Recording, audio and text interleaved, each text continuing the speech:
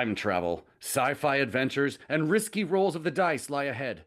Hello, and welcome to Anywhere But Now, a Doctor Who actual play podcast. I'm your host and GM, Casey Jones. The next hour or so holds a thrilling adventure in time and space, so let's dive in. With me is the wonderful crew of our time-traveling machine. Playing the Fixer is the indescribable Brand Osorio, and joining him for their second adventure is Maeve Sullivan, intrepid reporter, played by the terrific Cate MacCoyne. Last but not least, filling the TARDIS team is Pandora Beatrix as Calamity Hap. Rolling double sixes bring extra bonuses, while rolling snake eye spells disaster.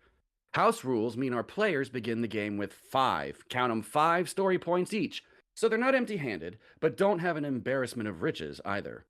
Get ready for a collaborative, immersive storytelling experience. Instead of a legendary hero who's defeated the Daleks and the Cybermen hundreds of times, our intrepid Fixer is still in his first incarnation, traveling the cosmos as a senior member in the Doctoral Program. What's that, you wonder? Roles, rules, and other tantalizing tidbits will be explained as we go. This fine TARDIS crew have no idea what they're heading into. And of course, a bigger on the inside thank you to our listeners. Time is truly a gift, or it wouldn't be the present. We thank you for spending yours with us. If you like what you hear, follow us on Twitter at anywherebutnow_ at the end. Links to everything in the doobly-doo. Stick around after the game for interviews with the players. Brought to you wherever you're listening in time and space, this is Anywhere But Now.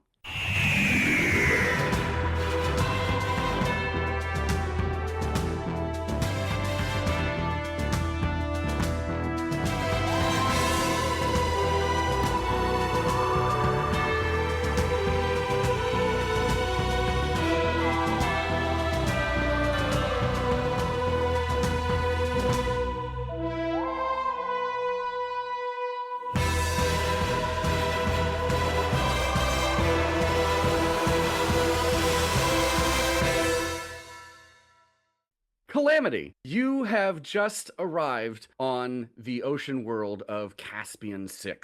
The Sardick Science Center is one of the most fascinating research institutes in the quadrant. The planet is entirely covered with water, save for these completely artificial outposts. You step out onto a platform wide as a small town, sitting comfortably just above sea level on an ocean that stretches from one horizon to the other. A small forest of wind turbines churn on the warm salt breeze flowing from the west. Everywhere you look, pavilions of science and study glisten in a noonday sun, half hid behind fat clouds above. Guided tours are available. Happy-faced visitors wander freely. Reinforced walkways safely connect every block of the Science Center. Calamity, as you step off the space bus from orbit, the driver gets on the horn one final time. Apologies about the crate and the weight, ladies and gentlemen. We can't always guarantee clean space traffic lanes. There are any number of directions to go in. It is currently a couple of hours before sunset. People are gathering and milling around, tour guides. So people are wandering, people are taking tours. You have a day pass for the Sardick Science Center. You received it in a raffle as part of your last job. You have been on the road for some time, and this is a nice break that came to you completely from the whim of the heavens. What would you like to explore? Well, first, I just wanted to thank the shuttle bus pilot because the delay was fantastic, because the view here is just amazing, and, we had a lot more time to see it. It's really great. Yeah, I'm just going to sort of pick a random direction and then go, because literally everything here is interesting. And then, I'm doing my standard, looking out for anything that seems particularly unusual that's going on. But for the most part, I'm just sort of absorbing the ambiance. Beautiful. As far as the ambiance is concerned, there is presently a tug of war between style and substance is slowly losing the war. Laser lights span out across the middling cloud cover to the north, and loudspeakers on a circuit occasionally remind you to visit the Arena Borealis this evening, and so forth. Literally, whatever is the nearest thing, that is where I'm going. Okay. The tour lines drop you off and pick you up near the gift shop. Over to the right shore of the Institute is the aquarium research, and off to the left is the greenhouse lab. Looks like right. So we're going to go to aquarium research. Okay, sweet. We cut to pinwheeling through the time vortex is a box. The box is not blue, but red. Above the door of this watch repair shop reads a sign, Quick Fix Time Repair. Beyond a small but fully functional timepiece repair shop is the console room. Wide and spacious, its walls are alive with glass pipes of various sizes, extending some from floor to ceiling, and others in Seussian loops in open defiance of physics and fluid dynamics. In the center of the room is a clear console with vibrantly lit controls. A single light is out on one button of the console. A crystal-appointed wand built into the floor is the final pull mechanism to activate the time rotor, droning along happily as a time machine can. A clear grip bar at waist height runs the length of the console, which seems to carry no fingerprints. The only non-clear furniture in the room occupies a corner made cozy, where an espresso machine, an armchair with an ottoman, and a little table with a bowl of walnuts wait for the auditor. You are currently riding through the time vortex on your way to your first official assignment as part of the doctoral program and your semester abroad. Fixer, you and Maeve have the run of the room. I am probably adjusting the contents of my kilt's cargo pockets with a horrifically large pile of various tools, all of them very, very low-tech looking, analog as they could get, but piled high next to me as I'm reaching into one pocket and adjusting, and then reaching into another pocket, pulling out one item and putting it down and replacing it with something else. Your fully repaired and replaced sonic stylus is waiting fully charged in a socket on part of the console. Excellent. Maeve, you've had a day or two on your own to explore the TARDIS and get comfortable and make your room your own. Be safely around a time machine that is bigger on the inside. What have you done in the last day or two as you've bounced around the vortex? I think Maeve has done a lot of walking around the TARDIS and pointing at something going, what does that do? And then listening to the answer as if she fully understands it. And then walking to the next thing she doesn't recognize and going, and what does that do? Currently, she is perched on a ledge somewhere drinking a cup of espresso from the auditor and taking notes in her little notebook, trying to write down everything she remembers and somehow understand it. And she's not doing a very good job of that. I don't imagine so.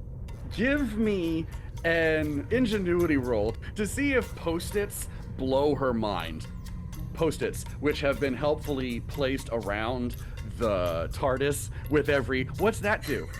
What's that for? Where's that tube go? Etc. That is double 3, so pretty average. Averagest average to ever average. Okay. You're not mind blown by it, but you are like, that is cool. I feel a little surprised every time she comes across one, because I think by now both of you have started to anticipate where the what is that do's are gonna come in and hang them preemptively, and she's like, oh, there's a note here. I just picture shoulder high shot of Maeve wandering through the hexagonal halls of the TARDIS with the fixer and the auditor trailing behind her. Every time she asks a question, he's like, what's that do? The auditor just rips off a Post-it, and the fixer slaps it to the... Well, that's the ergonomic hydrometer. And just 3 long seconds of, what's that do? What's that do? There are also helpful arrows pointing to various necessary places, like the TARDIS wardrobe, which is always, 3 rights, 2 lefts, down the stairs, up past the observatory, and hang a right after the arboretum. And it is a beautiful observatory. It really is. It's really something. Absolutely mind-blowing. Affixed to the TARDIS console as part of the Doctoral Program is your dispatch. A 1920s style radio looking fax machine that receives your latest updates via the pneumatic time tubes going all over the place. If you've ever had the delight as a child to watch one of your parents take one of those deposit tankards and just and shoot it off through the tubes, yes, as you are in the middle of the vortex, a slides down and a canister just rolls out of the dispatch. The auditor takes it, hatches it open, and takes a look at what it says inside. Ooh, what does it say? Oh, kudos for deactivating a rudimentary time lock and acquiring yourself a companion. Well done. The device has been collected by top specialists for analysis, and Trip Shine is not in our records. Do not pursue Trip Shine. He folds it up and hands that to you. It is the first slip of 2. His eyes brighten a little bit. It's like, oh, you're going to enjoy this one. And he tucks it into a vest pocket. Today, my lucky fixer, you're going to be in the environs of nascent temporal significance. I do enjoy a little temporal significance. Fixer and Maeve both give me an ingenuity and knowledge check. Because, you never know who's hanging around a bar. Nascent temporal significance is maybe something you heard of. You don't know. Fixer, you can throw 2 on for being a Time Lord trainee. Looks like I'm looking at a 3 and a 2 with a total of 13. Bully, that's good. That's a strong 13. Maeve, what did you get as your total roll? I've got a 3 and a 5 with a total of 15. You have already started to pour over open textbooks left around. The Fixer is many things, but the most fastidious at cleaning up after themselves in the TARDIS console room. Nascent temporal significance is where the wisps of causality and chance become the cotton of opportunity, which is spun into the fabric of time and space. Something important may or may not happen today. Maeve, we are about to experience one of the true glories of this type of travel. Just keep your eyes open. I think we're going to have a great time. What do you think is going to happen? That's the best part. I have absolutely no idea. Amazing. There is a chirrup and a tweet on the console of your coordinates that the doctoral program would like you to go to. This is going to be an ingenuity and transportation roll. Add 2 for being a Time Lord. And you do have an advantage here because the coordinates have already been locked in. So roll 3 dice, keep the best of 2. Maeve, how do you feel watching the Fixer start to go about operating the TARDIS console? I think Maeve has just, wherever she is, she's gotten up, stowed her little notebook, and is, following the Fixer and watching everything that is happening here. Beautiful. From his chair, the auditor is watching with just... The shot would be from over his book as he's pretending to read, and he's just watching with, "Go get him, kid!" kind of zeal. Yes, Fixer, what was that roll, please, altogether? Well, altogether it was a 13, but I'm looking at a 1 and a 6 on the dice. So I'm definitely walking up with some trepidation after our less than smooth landing. I definitely want to make sure that everyone on board feels safe while traveling, and I have a fear that, this might not go as well as I'm hoping, but grab hold of the console and begin the process. Okay. A 13 is 1 success level below where we would need to be for a safe and ordinary landing. Vis-a-vis magic numbers, a 6 and a 1 neatly cancel each other out. So would you like to spend a story point to bring yourself up? Would you like to ask Maeve for some help as the TARDIS is wobbling on its way out of the vortex? Or would you like to let things fall where they may? I think I would like to use that story point just because the safety of everybody on board is one of the primary importances to me. Beauty. Just as things are starting to land neatly, you hit some chop, and the TARDIS starts to wobble, and over in the corner, the auditor just lifts the bowl of walnuts so it doesn't roll away across the floor this time. Ooh, definitely feeling the sides of that time vortex, aren't we? Mm-hmm. Let's adjust that a little. Blue stabilizer, he coughs. Quickly reach out, hit that. and you materialize 2 feet above the ground. Gravity kicks in and the whole place just falls to solid feet. Everything appears to be okay. Nothing is too badly jostled. Reach out, pet the console caringly. Reach up, grab my sonic stylus, slide it in a pocket, turn towards Maeve and say, hope that landing wasn't as concerning as previous. Oh, this is the most fun I've ever had. Oh, good. That's a relief. Both of you give me an awareness roll with intuition, please. Maeve, take an extra 2 for being an intrepid reporter, like you've been trying to observe as much as you can. Pixar, go ahead and add 2 for being a Time Lord, please. Excellent. Ended up with a 15 with a 2 and a 6 on the dice. And that is a total of 17 for me with a 6 and a 2. Great. As the Fixer brings around the scanner, Maeve wanders over to the console and notices that out of all the candy-like buttons, one is just dead. Is this one out for a reason? Well, I believe everything happens for a reason.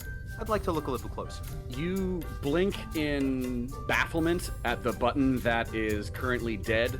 One of the drawbacks of having a completely transparent console is that nothing is labeled. Well, I've never experienced that before, so I'm not quite sure what's going to happen. Maeve has successfully activated the scanners. You are on some kind of floating pavilion on an ocean world. The readout announces that you are currently on Caspian VI in the late 22nd century. About 5 o'clock in the afternoon. You have a couple of hours before sunset. Welcome to Sardick Science Center. Sardick Science Center. It's very far in the future. Well, relatively? The auditor snaps on his coat and double checks that he's got everything before he puts on his pith helmet and says, yes, well, time is relative wherever we go. From the Fixers, in my perspective, it's in quite the distant past. Well, like, what actually is here? It's a science center? And there's a lot of water. Do you think there's, like, fish here? There's probably some sort of aquatic species that they study here. We should go find out. Cuts to the exterior of the TARDIS, which is still a quick fix time repair watch shop. It now sticks out like a sore thumb on a pavilion of what is largely gleaming steel and glass. The Fixer, you start to get the inclination that you know what that light was that went out. Well, we may need to create an extra sign for the outside. The auditor tucks the open to closed sign dangling inside the glass door as he shuts it. Cut to Calamity.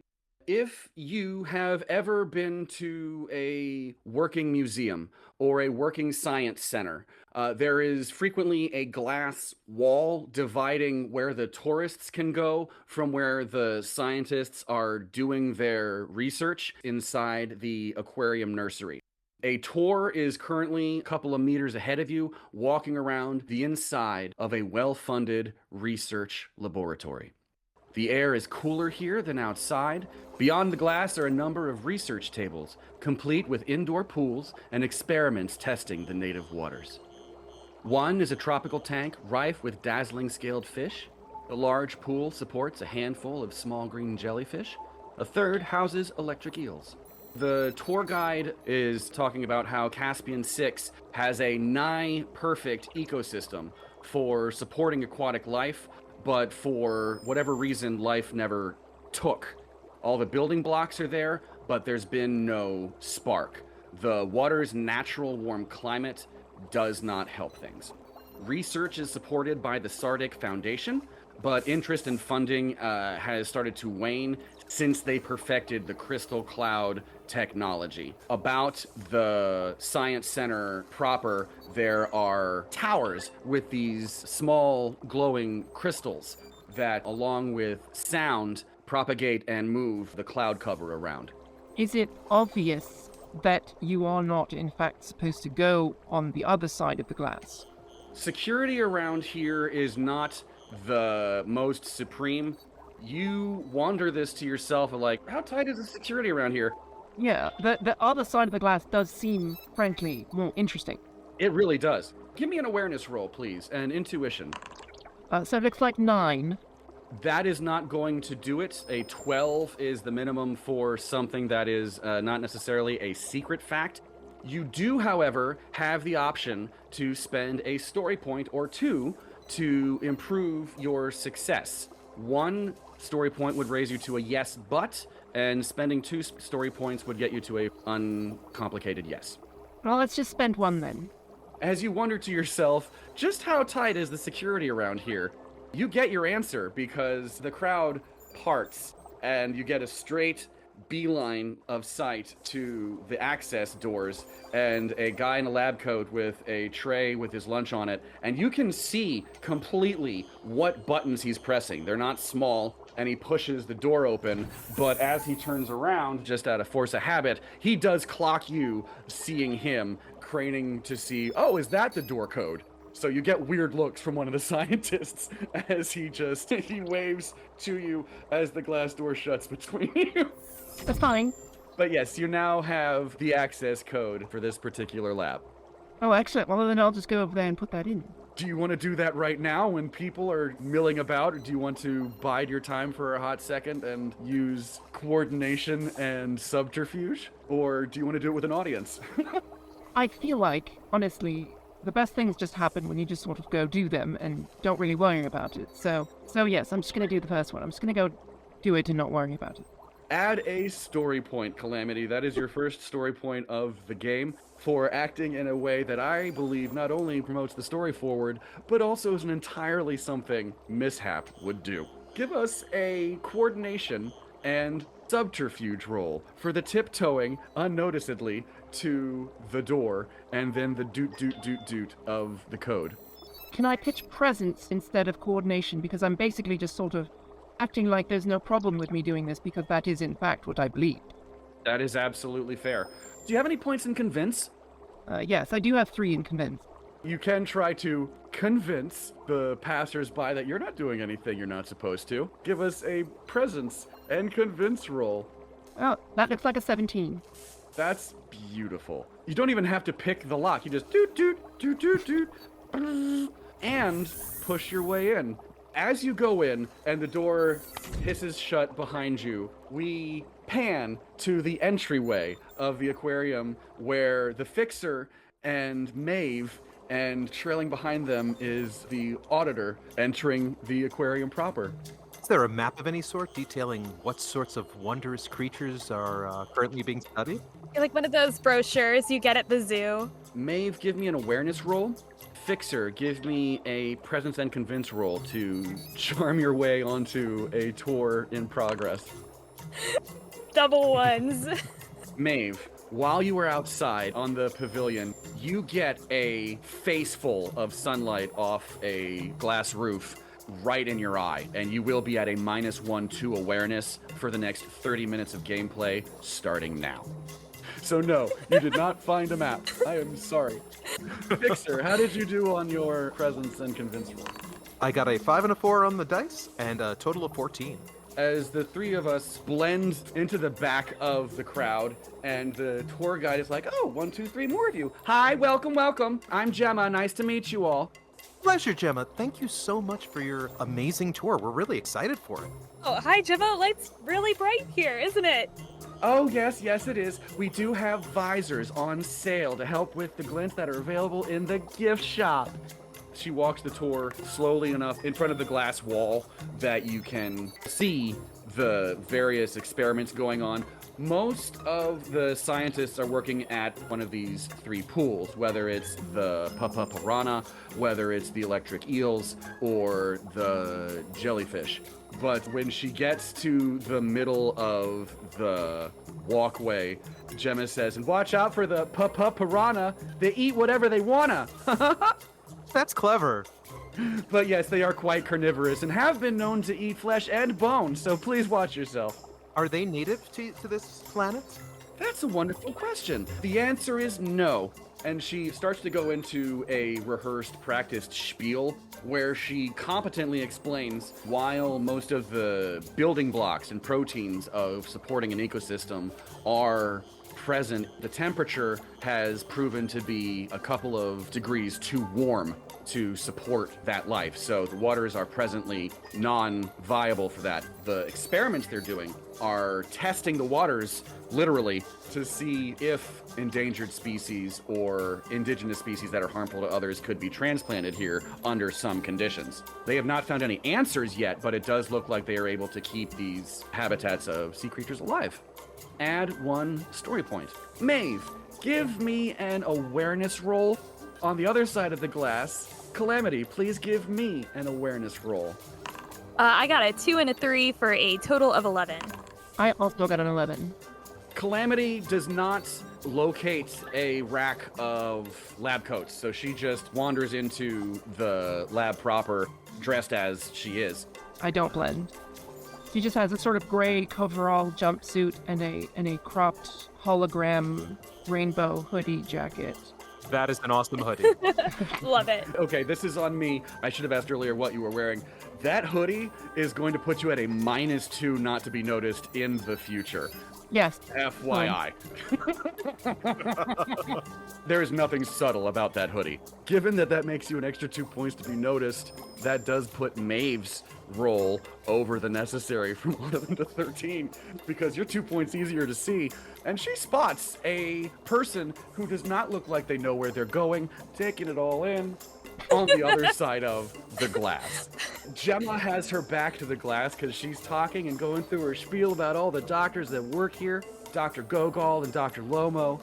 I stand on tiptoe and I wave to the person behind the glass who seems to have no idea where they are.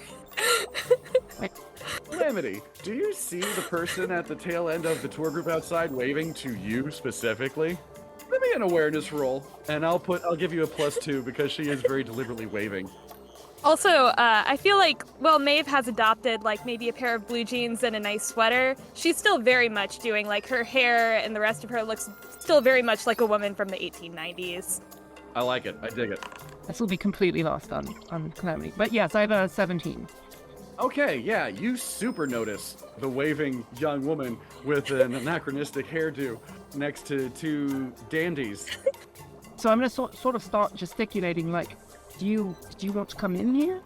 Go, open the door. Yes, Maeve is gonna nod, like, very big gesture. And then I'm gonna like elbow the fixer and point towards this. I'll go back towards the door then to let them in, because not everybody is lucky enough to, see the code. This is too fun to get in the way of. Yeah, the tour guide has her back the entire time and is already leading the other groups onto the next site. They're going to head for the observatory as Fixer and Maeve head for the door to the lab.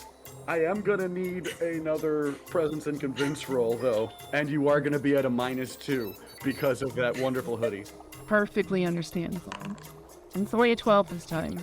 Yeah, with the -2. Dr. Lomo's awareness +7 only comes to 11.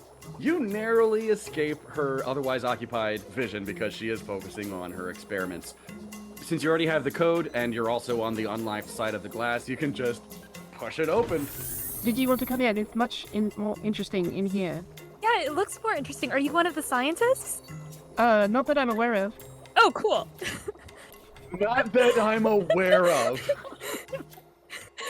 Story point for Calamity. I mean, I haven't tried doing any science yet, but so I could be great at it. We should try doing some science. It is a pleasure to meet you. I am the Fixer. This is Maeve, and this is the Auditor. Hello. Hello. Is that your first name, or is it just part of an address? It's part of the vibe. I've had confusion with that before because I had a whole thing with my name. My name is Calamity Hap right now. Anyway, that's what I'm using. Yeah. So, it's nice to meet you.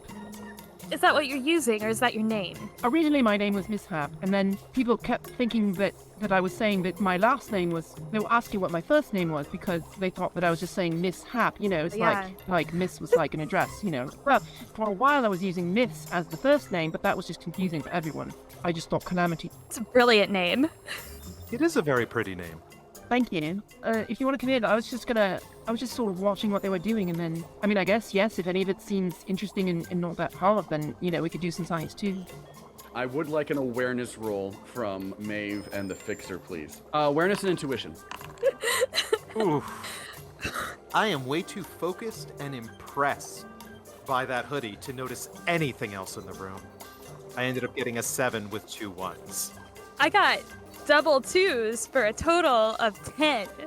While you are taking everything in, Fixer, with those double 1s, you turn at a noise a little too sharply and stub your toe on the edge of a research table. You're going to be at a -1 to coordination for anything involving perambulation for the next half an hour. That also made a loud when you accidentally kicked the table. The entire lab now knows you are here. None of us are wearing anything approximating lab attire and stick out like the sorest of thumbs. Very irritated by the noise and immediately goes to the table and also kicks it. Like, that was great! It is pretty resilient, isn't it? That's quality build right there. The nearest scientist with the most important looking lab coat on, the sea of scientists drifts apart as a baffled looking clean-cut woman steps forward. What are you doing here? Who are you? We're just looking at the science. I'm gonna try a move I learned. You know why we're here. You rock. That was wonderful. Roll presence and convince. That's a 4 and a 1 for an 11. That's an 8 with a 4 is a 12. Unless you want to spend story points. Can I spend some story points for her? This is a fine point to bring up the value of gadgets. One of the things that a Time Lord usually carries is psychic paper, and gadgets contain in themselves 2 story points, given this is very in grain and the story points are right there. Yeah, if you want, you can use both. I would like to. I'd like to flip that psychic paper open, stand as assuredly as I can, and not say a word, just backing exactly what Maeve said. You two kick the table, one after another, clinging to the refuge in audacity. And as Calamity rambles to a halt about how good the tables are, Dr. Lomo blinks, says, Can I help you? at which point Maeve she's like, no, wait, I know. You know why we're here. And then the auditor just wraps Fixer in the elbow. Real quick, it's like, oh, in a very unconvincing fashion until there's that kerchunk of credibility.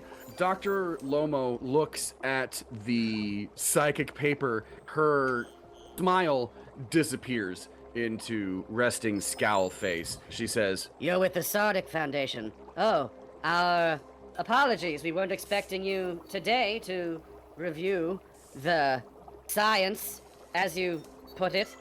one of the scientists in the back of the room coughs. What would you like to see first? We would like to see whatever you are most proud of. The smile does not reach her eyes. Yes, right this way. She walks you through a barely buying it, but also know that people with money don't necessarily have to show up in any kind of uniform or dress code or remembered to wear shoes today kind of fashions. The local water is viable, but still too warm to foster indigenous life. They've had luck testing the resources on the jellyfish and the other reef life at different temperatures. So the jellyfish need it the coldest.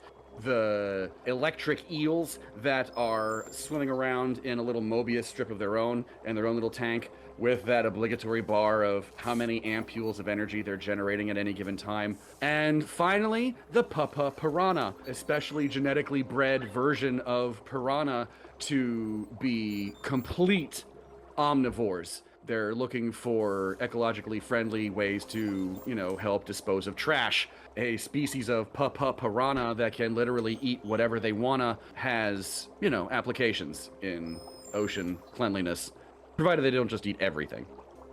And that would be my worry. Dr. Lomo, if we are expanding out these papa piranha to this region, and there is any type of indigenous life that we are currently unaware of, well, the Sardick Foundation would not want to be responsible for the loss of indigenous life.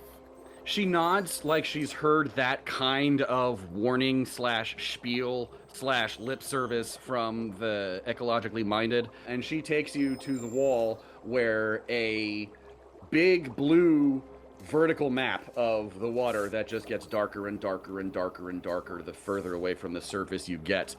They've done repeated scans. There is no indigenous life. Give me an awareness roll. Can I pop my sonic stylus out as if I'm taking notes on Sure. my little notepad and try to see if we can do a deeper scan using our technology? And I would like to add at least one story point as well. You can spend a story point without rolling to verify that, yes, the waters are lifeless. They have the means to support life, but the temperature has been too warm. Because you spend a story point, you also notice on the data metric that the basal water temperature of Caspian VI has lowered by about 6 degrees over the last 2 months. Now, this temperature decrease that we're seeing about 6 degrees, has that been a result of the work you and your team have been doing, or one of the other teams here? Dr. Lomo sighs. Maeve, give me an awareness and intuition roll, please, and throw on... You know what? We're going to use your focus here, because your focus is the truth, correct? Yes. Okay, so this is going to be a 3-dice roll. You get to use all 3. That is a total of 13 with 2 2s and a 3. As Dr. Lomo starts to explain, you read the room accurately. Like, you don't have a complete picture of the Sharks versus the Jets kind of competition of the various science pavilions. But what you do pick up on, and the scientists just roll their eyes, like, we wish. Dr. Lomo explains that the crystal cloud technology, first perfected on behalf of the Sardick Foundation to be used on their home planet, the crystal cloud technology has been now amplified into entertainment. The Arena Borealis has started to influx a lot of funding that the Sardick Science Center badly needs. They have been generating more and more cloud cover over the last couple of months as they've done more and bigger shows. The turbine forests out to the west can usually disperse the clouds as they blow through, but the shows have been generating more and more. So the more cloud cover they've been generating, that is the source of the temperature dip, and unfortunately has nothing to do with any experiments they're trying to run. But if the water temperature is going down, isn't that a good thing? You could do the things that we've all been trying to do here with the Sardick Foundation. One of the other scientists near the front of the group says, well, that's true, but of course the next step would be deciding which species to enter into this new habitat. And that's when Dr. Lomo talks over them and says, Those decisions have already been made. A hush falls over the other scientists. They don't shrink, but they do shut their traps because they know that the boss has spoken. What decision? What you going to do first? She just raises a finger, and the tour guide, who's on a new loop, deets, opens the door and says, yes. And Dr. Lomo says, We have distinguished guests here. Please make sure they have access to anything they need. and Gemma escorts you all out onto the Science Center proper. Turn to her as we head and just say, definitely think if there's anything some additional funding might help you with. Your projects are very important to us at Sardick. She does not warm at all when you say that. It is a little bit later in the day. So Maeve, your awareness handicap has elapsed to 30 minutes. I believe Fixer still has some time left on his coordination handicap. Gemma has some pep in her step and legit seems like she's happy to work here. She's at that age of graduate school. She's in her mid-20s. And as she starts taking you around the Science Center proper, she starts getting into a kick about how excited she's been working with Dr. Lomo and Dr. Gogol and Dr. Cook. She's learned so much from all of them in all the different departments, and she can't wait to get her master's degree, really sink her teeth into some science. Gemma, what is your favorite thing that they do here? What is the thing that brings you joy? That when you think of the thing that brings you the most pride out of anything that we accomplish right here? She stops and smiles wistfully and over her shoulders are the Stellar Observatory. She says, I knew I liked you for a reason. You are now at a +2 for social interactions with Gemma, and she offers to take you inside the Stellar Observatory. That sounds nice. Amazing. Is there a reason you're not, observing them from space? Where, closer? She chuckles, is like, that's a great question. Actually, the views from here have been astronomical. But also, quite seriously, the space lane traffic is already cluttered enough. We have plenty of powerful telescopes from down here. There are a lot of people in space these days. She thinks for a second about it and nods, and her ponytail bounces. Yeah, I mean, the Science Center always did decent business, but ever since the Arena Borealis took off, that's been a major draw. What is it that they actually show off at the Arena Borealis, Gemma? She says, better to show than tell, and reaches into a back pocket and takes out pamphlet quality paper, arena box seats of the Arena Borealis for this evening's show. You are too kind, thank you. That seems fun. It really is. I've been a dozen times. It's fantastic. But yeah, I've got a quota, so I have to keep handing those out. You enter a massive observatory that reaches into the sky. Faint blinking lights halo the tower and its telescope. Inside, a ramp corkscrews the way to a humongous telescope and its console. At the top, by the console, is an untouched meal and an over-toppled chair. Gemma, leading the way, is like, up! Dr. Cook, he's always so busy. She picks up the chair and goes into her reversed spiel about the observatory. Funded by the Sardick Foundation, the observatory captures invaluable research in the quadrant, tracking wonderful things like the Castellus meteorites, and also keeping the quadrant safe by monitoring swarm activity. Now don't worry, the swarm has no interest in this planet. Swarms of what? Like a swarm of bees. No, the swarm. The swarm? Fixer, give me a knowledge roll. Absolutely. So this is going to be ingenuity and knowledge, and +2 for Time Lord training. Ooh, very nice. Got a 5 and a 3 on the dice, and we're looking at a total of 16. Beautiful. The swarm are base-faring parasites that completely ravage whole planets and reduce them to sandy briquettes. They travel in numbers of the thousands, if not the millions. They have been known to completely destroy entire planets in a matter of minutes. And since they travel through the stars via these subspace holes, they tear themselves through just how fast they are ripping through the air and consuming. They can pop in and pop out from heaven knows where. So one of the things that the Sardick Observatory does is monitor the skies for swarm activity so that they can be tracked, they can try and form, travel patterns, etc. Okay, I would like to pull out my notepad, pull out my sonic stylus, begin explaining to Calamity and Maeve the dangers and worries about the swarm while I begin downloading the data from the observatory telescope, tracking data they've accumulated about the swarm so far. That I will need an ingenuity and technology roll, and throw 2 on for the sonic, please. So they're like space paparana. Yes, they are like space paparana. They pop, and then also they're paparana. Paparana. They pop in and then they pop out. That makes sense.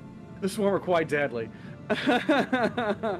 There's one of those helpful Science Center zoo maquettes that have the illustration of the animal, and what you have is a manta ray roughly the size of a mid-sized sedan with more teeth than the Manson family, and the teeth appear to be like almost metal or stone. They are that sharp and dense.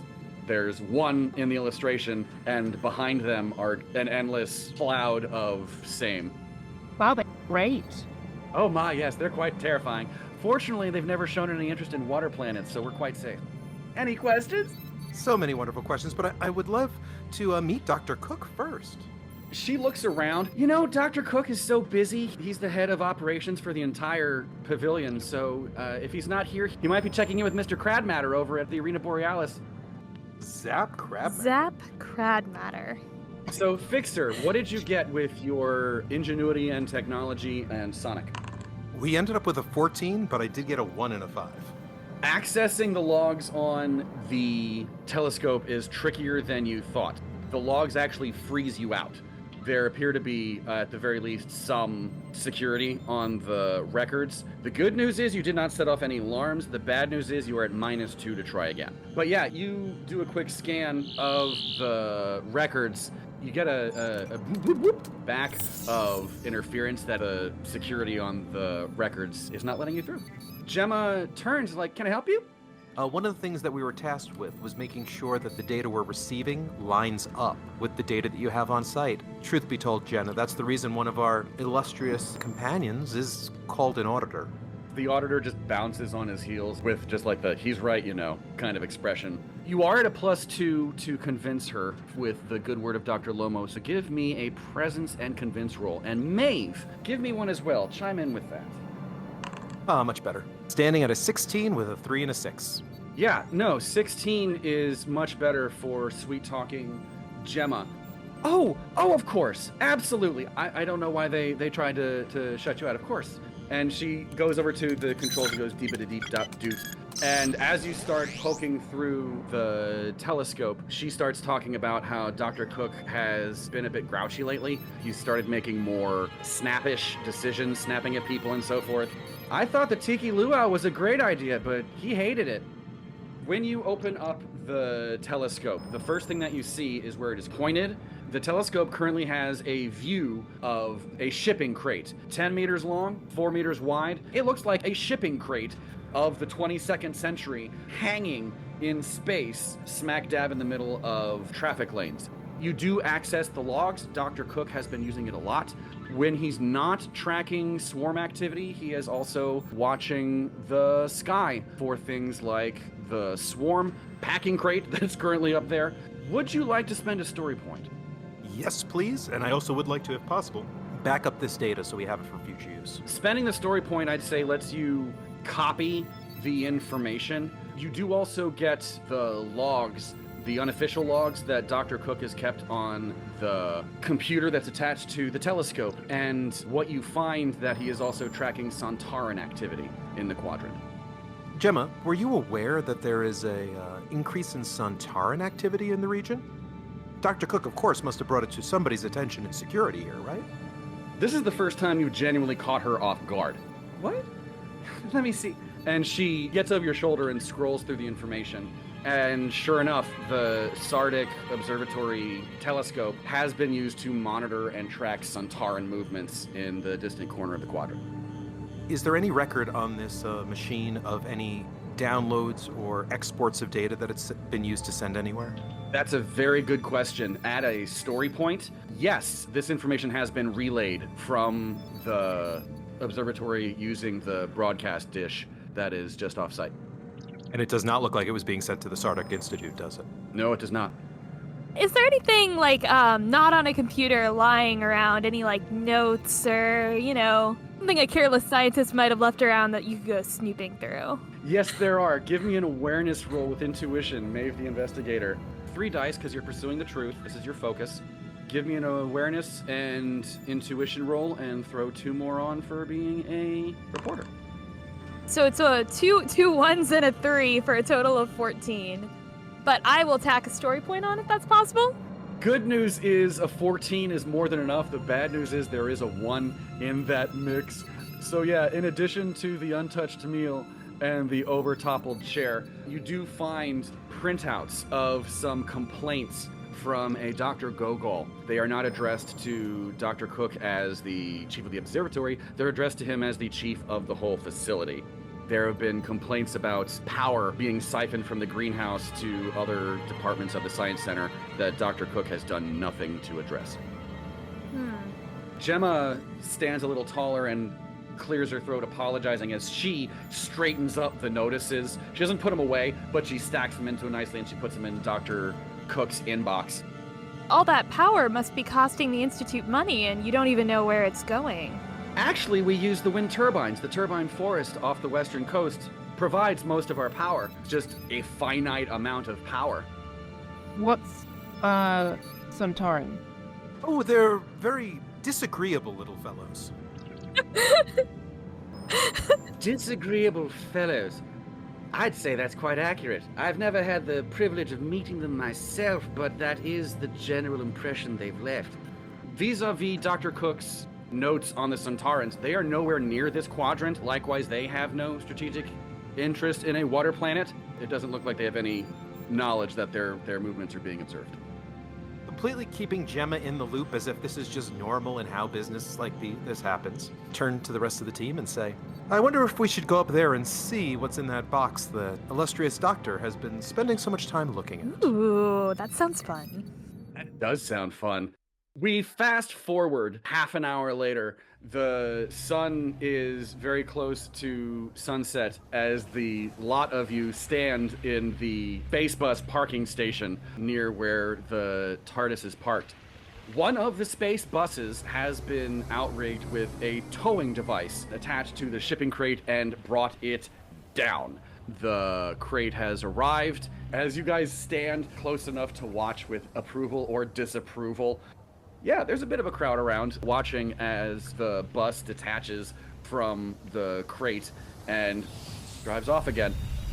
Walking up with a 22nd century clipboard in his hand is none other than Zap Cradmatter, a flashy ringmaster of the Arena Borealis. He wears a red ultra velvet topcoat with tails, black vest with gold buttons, and a diamond tie pin in his cravat. He looks at the clipboard in his hand, he taps it in a row of buttons, and the locks on the shipping crate hiss and swing open. Walk right up to Zap, give a quick scan of the box with my Sonic as I approach to make sure it's safe for everybody that's gathered around. Turn to the fantastically dressed Zap and say, You must be Zap Cradmatter. I need to know who your tailor is. Oh yes, Gambles of Space London. You're obviously a gentleman of great taste. Excuse me, I have a job to do. Can you step back some? Who are you? Flip up the psychic paper and don't say a word. And just look at him in a very approving, caring, like, I really think the world of you, sir, sort of way. Give me a presence and convince roll, Fixer, and throw on 2 for the psychic paper. Let's have a backup roll with Calamity and Maeve contributing to the, yes, we belong here, we're supposed to be here, we are who we purport to be, despite the fact that not one of us is wearing what the other is. The dice are definitely on our side. So yeah, I have a 20 with goose mixes. And I have a 16 with a 6 and a 3. A 17 with a 6 and a 5. We are this man's new best friends. We are this man's new best friends. You have sweet-talked the heavens out of Zap Cradmatter. He just looks at you while he says, I do like the cut of your jib. Gemma starts to explain that you're with the Sardick Foundation, and Zap says, I spotted a titan of industry when I saw one. He explains cheerily with another rehearsed pat thing about how much benefit the Arena Borealis has brought to the Sardick Foundation. Zap stands a little taller, brags, and says, you're looking at the personal protege of Wiz Dalton of Joybeland, so I think I know a thing or two about showmanship. We've almost tripled revenue of this science center with some little flash and pizzazz to add on to their technology and their pursuits of knowledge, but I couldn't be happier. He pops open one of the lids, and they are stacked with foam green seat cushions to be added to the arena seating. We spared no expense because we can afford it now. He elbows you in the arm and he says, speaking of Joybelant, there's been talk about having another one of these set up on one of their water worlds. Wouldn't that be a hip? That would be fantastic. I mean, with the great successes you've had here, I could easily see them replicating this at multiple locations. Maeve, give me an awareness roll and intuition. It's double 3s for a 13. Your reporter sense is tingling when out of the crowd walks a reporter. He is a tired-looking burnout of a 22nd century journalist. He is unshaven and does not look particularly happy to be here. He holds out a device that fits in his hand, clears his throat. Grat Clatch, New Space Toledo Chronicle. What do you expect to bring with tonight's extravaganza? And he just holds out the mic. And Zap goes into how great the Arena Borealis is. Their new program tonight is going to be the flashiest yet. In character, I'm going to say, with the extravagance and wonder the Arena Borealis has brought, it is just so impressive. Zap, you're taking such good care of all the attendees, too, and give a knowing look towards the cargo crate filled with extra cushions. And he says, if we want butts in those seats, we're gonna make those seats comfy. And a number of robots in bright employee-colored golf shirts step up, manning these forklifts that come in, wheel the crates, and driving them along the walkway towards the Arena Borealis. Zap hands Grack Clatch, the journalist, a box seat for tonight's show, and then goes off just trying to whip the crowd up as he disappears. And Grack filing his notes, and he tucks the thing into his jacket. He doesn't look like he cares. So Grack, looks like a bummer of a lead, huh? He scratches his jaw and yawns. He reaches into his pocket, pulls out a Snackums brand power bar, rips the foil off, then just starts talking over his chewing. He's like, I covered the opening of the Plaxco plant. I covered the Dalek Blitz of Arbamont. I even covered Kitsy Fanchington's debutante ball. Okay, that was a cat-kind debutante. The claws were out that night, and that is not a metaphor. I can imagine, and here you are reporting on the Arena Borealis. Why don't you tell me? Where's the story? What's your spin?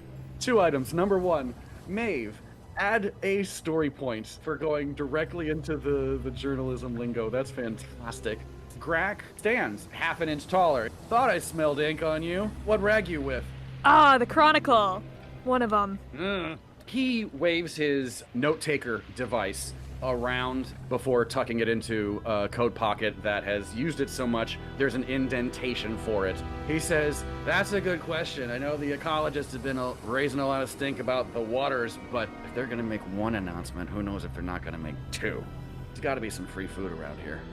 Wait, what announcements? Oh, the big show, the thing Zap said about how they're expanding and, the Arena Borealis has gone from this little mini thing to they're talking about franchising. It's not exactly news, but it's paid marketing, so that's what I'm here for. That's the state of the 4th estate. You said there were 2. He just pats his belly. That's just what the old gut's telling me. Oh, a hot dog. And walks up to a hot dog stand. Speaking of gut feelings, it concerns me that there would have been any need to have the orbital telescope pointed at a shipping crate unless it wasn't supposed to be delivered here, or, worse yet, it's being delivered here by some nefarious purpose. Quickly check through the scan data we have and see, is it something where he always checks for the packages, or is it just for this package? Give me an ingenuity and tech roll, and you're at an advantage because you have already collected the data, and it is on your device. So roll 3 dice for me, please, and give me the highest of 2. Yay, well, we're looking at a total of 12 with a 4 and a 2. 12 is good enough to collect information that is not presently secret. Also, you have elapsed the roleplay half hour of being down 1 point for coordination. So there are more than 3 or 4 years of regular reports and tracking from Dr. Cook on stellar cartography. Then about 2 years ago, the Sardick Foundation charged him with tracking swarm activity, and that has been part of the normal process. Gemma expressed no surprise at all. Month of info. It was only in the last 2 months that he started making private logs of the Santaran movements in the quadrant. Do you think there's something in the crate besides cushions? Maybe it's a cover? Can your little bzz thing tell us? Well, I did scan the thing as I was approaching. Zap, did we get any results off that, or should I roll for that? Ingenuity plus 2 for your sonic, and you are at a disadvantage for this roll. People do sometimes put things in crates that are not what it says on the outside of the crates. I've had a lot of rides on cargo ships. Sometimes you just look inside, because why wouldn't you? That sounds fascinating. Where were you trying to go on a cargo ship? Wherever it was going, trying to go to a specific place just seems like asking for disappointment. Got a 10 with a 1 and a 3, unfortunately. With the 1 on the dice, you were not able to get any kind of specific material scan. You just identified them as green foam seat cushions for the Arena Borealis. Are the robots still going in and out, like taking cushion? They are swift, fast, efficient automatons, so they have finished the job already, and like the last crate is being forklifted to the arena. Quickly yell out to one of the robots, may I grab one of those, please? Presence and convince roll, please. Got a 15 with a 6 and a 4. He halts and turns to the back of the crate, and Zap looks at him and says, "What are you doing? Waiting around. Go do your job. Go do your job." And has him look to you, tilt his head apologetically, and drive on. Fascinating. It is. Zap and Gemma are firmly not around us right now, right? Gemma is a couple of feet away there in case you guys need anything. She is just going over the papers that Dr. Gogol left on Dr. Cook's desk. Excellent. Unfortunately, I have the worst gut feeling that whoever sits on those cushions will be very negatively affected, but I have not a whit of proof to show in any direction that that could be the case. Well, we could go there and sit on some and see what happens. I like you, Calamity. It is a good idea. It is a good idea. So, Fixer, give me an intuition roll plus Time Lord training. Okay, we're looking at a 13 with a 3 and a 2 in the die. The Sontarans have a specific enemy. The Sontaran-Rutan war has raged on for millennia. And the Rutans are shapeshifters by nature, so it is possible that strange things are afoot. It would not be the first time that they have inserted a scout to start testing the waters, so to speak. How dangerous are the Rutan? They can be quite deadly. Touch-based deadly, or you can have a conversation across a room type of deadly? You can have a conversation across the room, but physical contact with them can be deadly. I love the idea of going to check out more regarding these cushions, but do me the favor, both of you. Please don't touch them, just in case. But how will we know if they're going to do something bad if we don't sit on them? Well, we could poke them with a stick, I think. I mean, we could try that. That's not the same as sitting, but all right. A calendar reminder beep goes off on Gemma's watch. She double checks it and goes, "Oh, fiddlesticks. Okay, I need to take a quick break and make sure that Dr. Gogol remembered to eat today. She is quite busy. I'm gonna head for the greenhouse. Do you all need anything?" Actually, we were hoping we could come with you. You've been so helpful, and I do believe Dr. Gogol is one of the people we have to make sure that their data does line up with what they're reporting. Oh, absolutely. That makes a lot of sense. So she walks you across the pavilion. The sun has half set, and we're getting closer to the nighttime performance. As you guys are going along the walkway, talking and heading for the greenhouse lab, the Fixer's TARDIS still sticks out like a sore thumb. On a pavilion of concrete, glass, and steel, a wooden box that is painted red with a closed sign hanging in the window is just sitting there. And Gemma does a take at it. She's like, "Is that part of the next marketing campaign? If they didn't like the Tiki Luau, I guess that's a swing in the other direction, but I don't see the appeal." What was your question? Sorry, that just broke me. Oh, yes, it's definitely going to be part of the next promotion, from what I understand. It's kind of steampunky. It's nice. She continues to talk up Dr. Gogol as you guys approach. This is my third summer working at the Science Center, and I have gotten to work all over the place, and Dr. Gogol is one of the sweeter people. Her spouses are currently off planet. She rambles on about how sweet Dr. Gogol is with her spouses, walks you guys into the greenhouse lab. Our timing couldn't have been more perfect. I'm so happy that we were able to arrive at a time where we could actually meet Dr. Gogol in person. She literally never leaves, except to complain or walk around the pavilion once a day because I make her. She shrugs. Genius gonna genius. That is so true.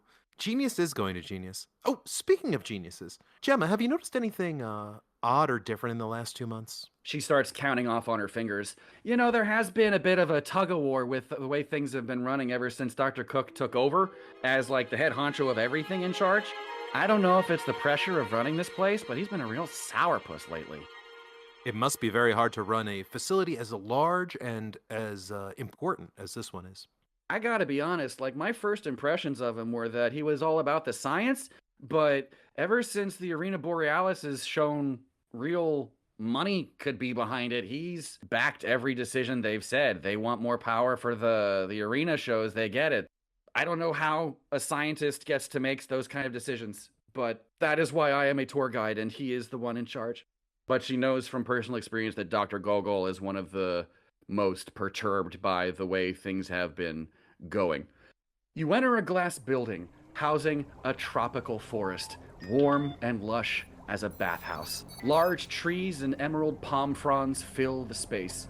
A sap-sweet scent mists the air, and the cries of strange birds ring as they wheel in the captured sky above. A stone path leads past habitats of exotic flora and fauna, unlike any you've seen, to an enclosed lab where Dr. Henrietta Gogol does her work. Dr. Gogol is in a deep viridian jumpsuit covered in pockets so she can just reach for stuff while she's doing her experiments. She looks to be about 8.5 months pregnant. The jumpsuit has been specially stretched out around the midsection for comfort so she can keep working right up until she pops. The lights dim from time to time. Have you ever lived in a building with suboptimum power? Oh, absolutely. The use of a single microwave can dim the lights in an entire apartment. Yep, that was my Yes. young life. That is what happens from time to time as you enter the building. The lights dim. As we're approaching, I'd like to use my sonic to see if the power relay is accessible remotely. That's going to be ingenuity and technology. And if you want to scan just to read the power levels, you can do that and throw on 2 more for technology, for your sonic. Without those 2, I'm sitting at a 15 with a 5 and a 4, and I will happily add those 2 to bring me to a 17. You're able to tell power is being diverted from here to other areas of the Science Center. From what you're reading, it is going against the original code of how the power is supposed to be evenly distributed throughout the Science Center. You are able to determine that the power can be rerouted from the right terminal. You would need access or to crack it, though. Finding that and cracking it are not the same thing. That makes a lot of sense. Did I get enough information to at least know where one of those terminals might be? Given how much this building is palm fronds and cases of animals and fauna and everything, finding a computer terminal that would stick out like a sore thumb, I would say that yes, there is such a terminal inside the plastic sheeted, cordoned off area to keep some of the moisture out off of her experiments. You guys approach the sheet protected lab area. Dr. Gogol, it's lunch. Did you remember to eat? And a hand pulls the plastic rack back and says, no. She pulls out a fig bar, courtesy of Snackums, rips the foil off and starts feeding herself. Moo. She looks at the 4 of you, can barely make heads or tails of who are they? And she says, oh, they're from the Sardick Foundation. They're here to check on things. She's like, oh, great. Are you pro or con? Pro or con what?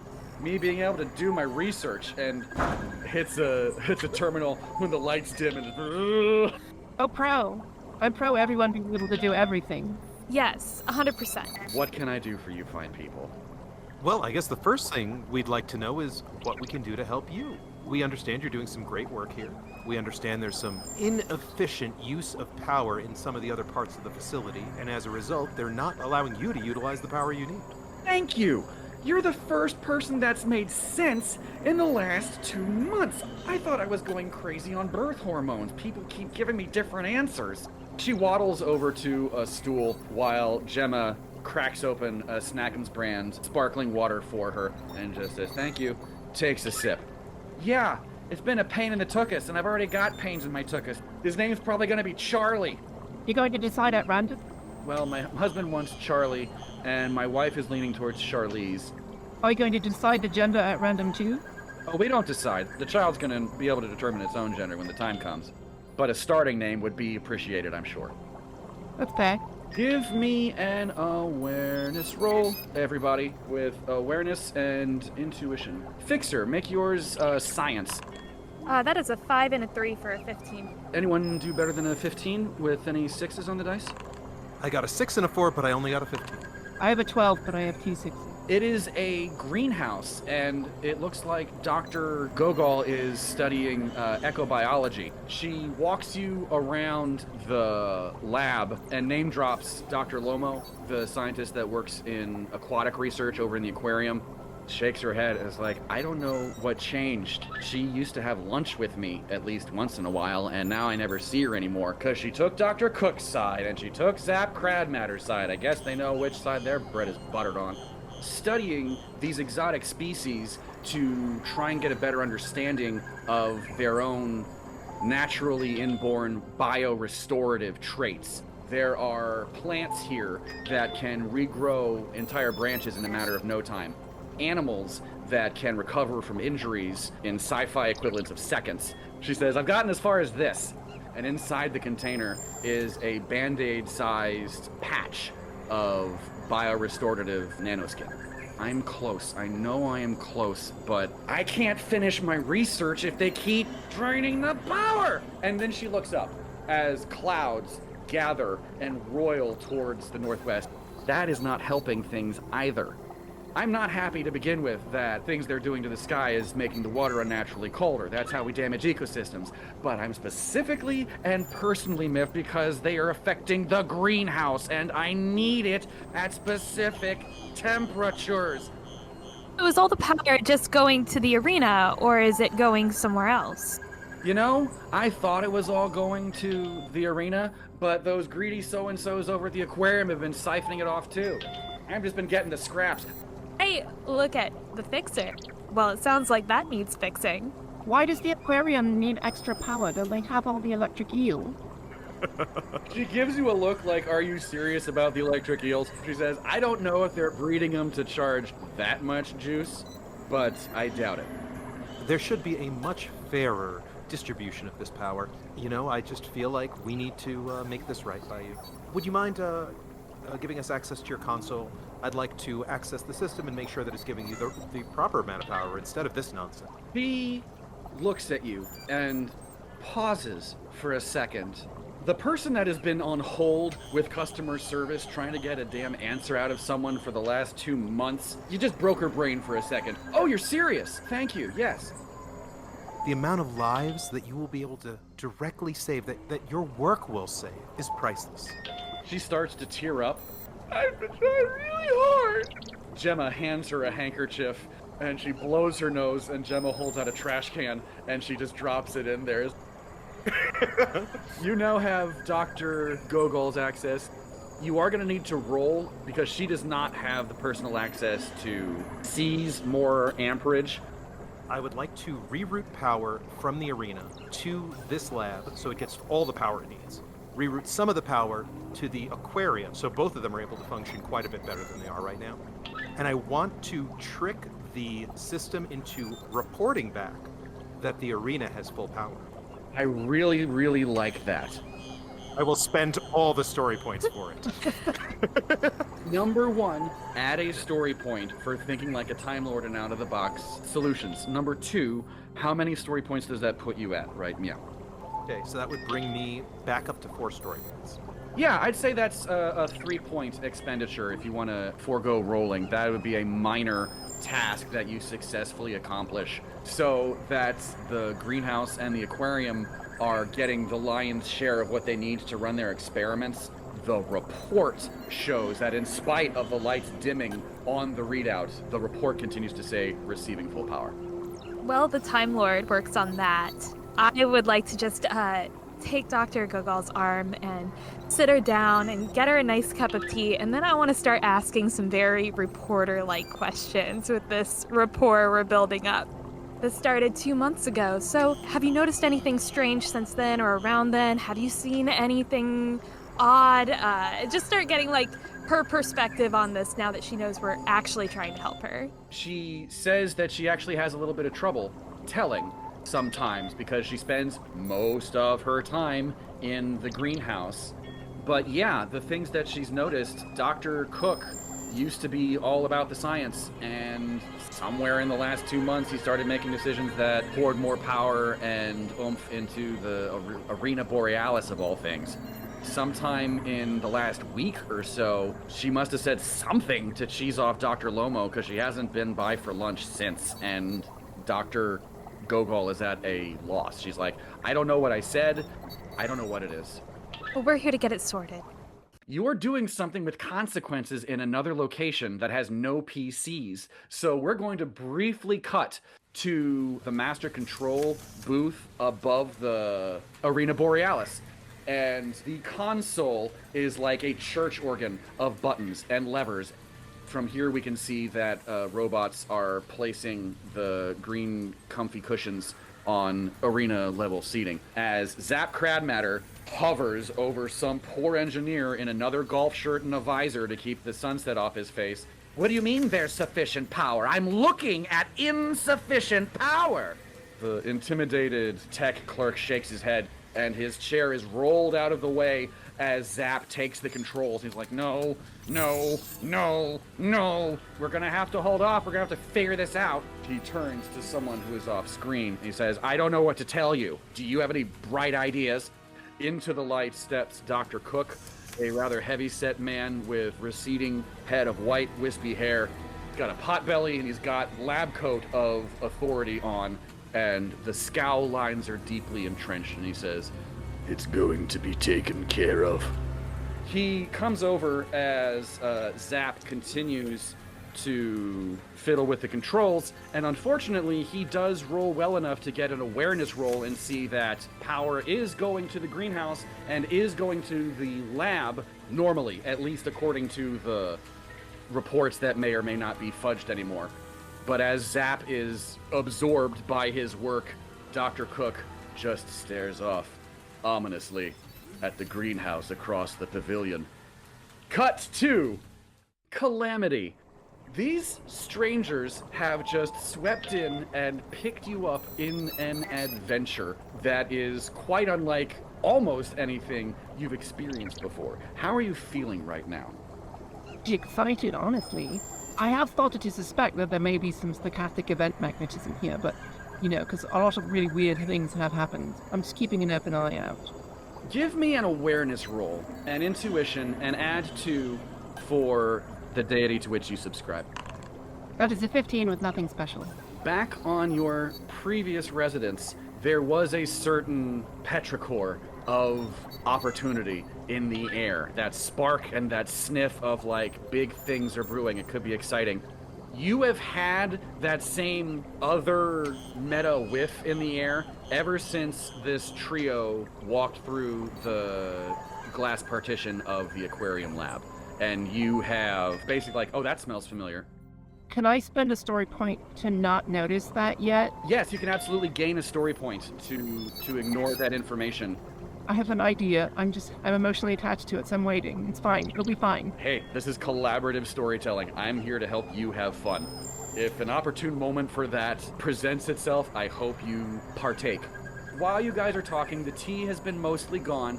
Fixer, you're with Gemma and Maeve and Henrietta inside the lab. What are you doing? I think I'd like to, with the doctor's permission, of course, make copies of her notes on this amazing discovery she's made. She is not going to be agreeable to you copying her research. These are her private notes. This is her research. She would disagree with that. So if you do want a copy of her notes, I am going to need a presence and convince from you. Fair enough. I'd like to word it this way. Because of how important the work you're doing is here, I would ask you that either you give us a backup copy so it doesn't get lost, or you back up that data somewhere safe. I worry that with the fact that you haven't been getting the power you need or your other professional needs met, were they to shut down a department like this, against our requests, against our advisement, the amazing work that you're doing could be lost. She reads your sincerity and says, I really appreciate that, but we science pretty good here. I back up everything. Plus, my spouses, Felix and Rogo, have copies of my data uploaded to our personal cloud. The minute she says that her spouses have a backup copy, big smile across the fixer's face, you definitely science well. Thank you. Oh, we back up our backups. Give me an awareness roll, everybody, with intuition, s'il vous plaît. Sitting at a 12 with a 5 and a 2. A 15 with a 6 and a 2. Also a 14 with also a 6. Maeve is the first to notice Grax's aftershave when there's that brief air-conditioned hum as the outer doors are opened and you hear footsteps approaching the lab. Hello there, Grack. You guys are currently on the far side of a wax partition. The plastic sheets that are keeping most of the water misters from hydrating her notes. You do hear footsteps approaching, crunching on the gravel in the stone path. I'll go take a look and see who it is. You see Grack approaching with a heavyset man you have not seen before. He does not look particularly thrilled, and he is wearing the most important-looking lab coat of authority you have seen since you landed here. I'll give Grack a little wave. Hey, there you are, kid. Following the story, no doubt. He just sidesteps when the larger man drifts past him with a slightly disapproving scowl, and a hand slides through and pushes apart the plastic sheeting. And in comes Dr. Cook with a unpleasant scowl on his face. I see you have everything you need here, Dr. Gogo.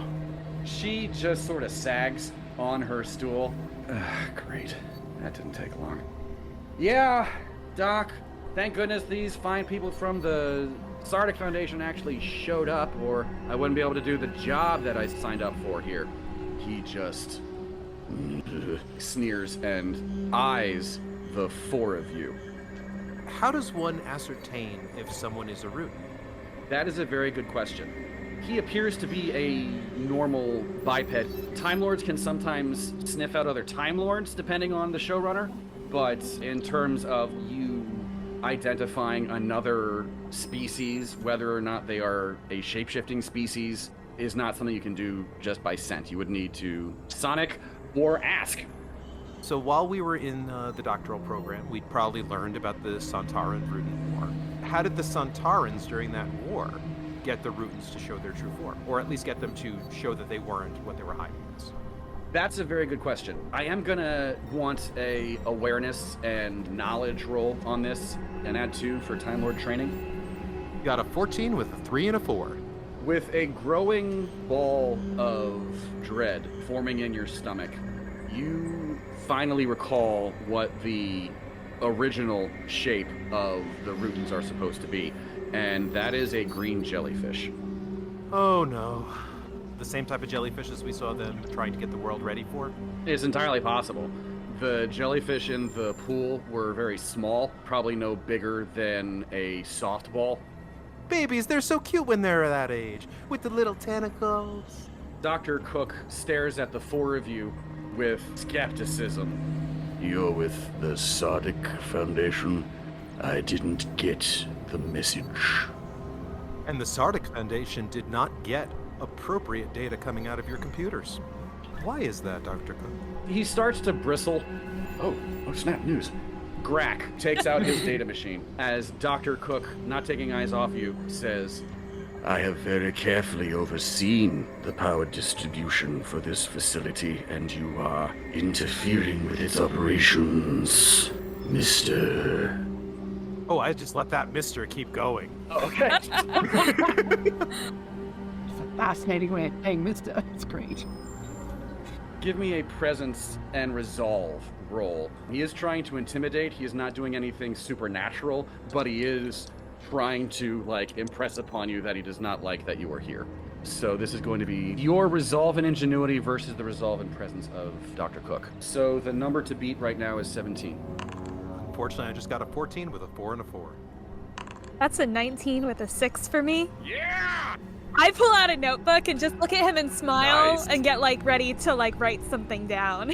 That's the thing of beauty. Your pad is your shield, and you shall not want. So that's great. Calamity, what was your total? I got a 12. You definitely get the impression that leaving would be better than staying in terms of staying out of trouble. You've wandered around enough spots of I should get out of here before someone notices me versus, oh, he's actually asking me to leave. Maeve, what is your question? As the auditor did not roll great either, he is also just hovering behind Maeve, who has been the bravest so far. And who would you be, young lady? Maeve Sullivan, we'll call it an independent reporter for right now. Just wondering if you could tell me what brings you here to the greenhouse, and if you could just give me some more information on your research here so I can file the story. Grack is with you. He chimes in, holding out his recorder device. Grat Clatch, New Space Toledo Chronicle. That's an interesting question. And what's all this about Sontaran activity I've overheard? And if you could give us a little background on the fluctuating power situation here. We have obviously needed to reevaluate our dispersion of resources as new focus has come to the facility. Can you tell us more about that focus? The Arena Borealis is doing wonderful things to the climate, and they shall continue.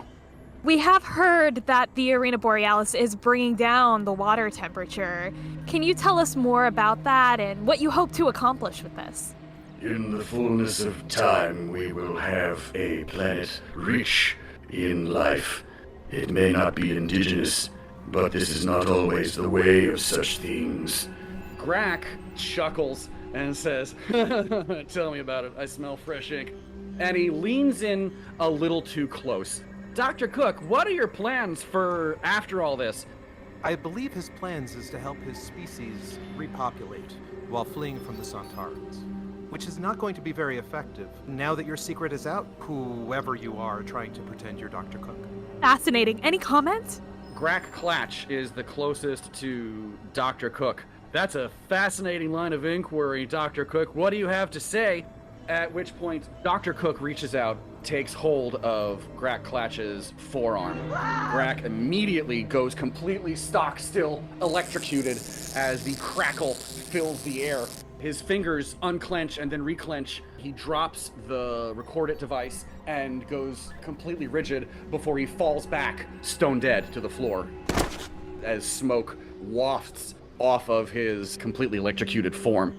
Cook turns to the group of you and says, "That remains to be seen." He starts to expand. The already pale tint to his skin starts to fade away and turn green and green and green until he has expanded into a rather large green jellyfish, about 4 feet tall, starting to expand out with its tendrils across the gravel.